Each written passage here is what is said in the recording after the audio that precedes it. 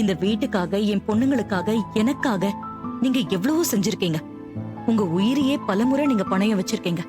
அதையெல்லாம் கம்பேர் பண்ணி பார்த்தா இது ரொம்ப சின்ன விஷயம். அத்த, என் மேல நீங்க நிறைய மரியாதை வச்சிருக்கீங்க. மரியாதை மட்டும் இல்ல, நம்பிக்கையும் வச்சிருக்கீங்க.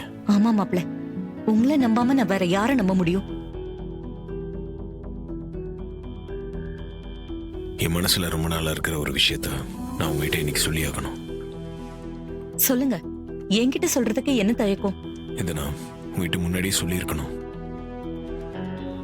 இவ்வளவு நாள் சொல்லாம மறைச்சது என்னோட தப்பு தான். என்ன மன்னிச்சிருங்க அத்தை.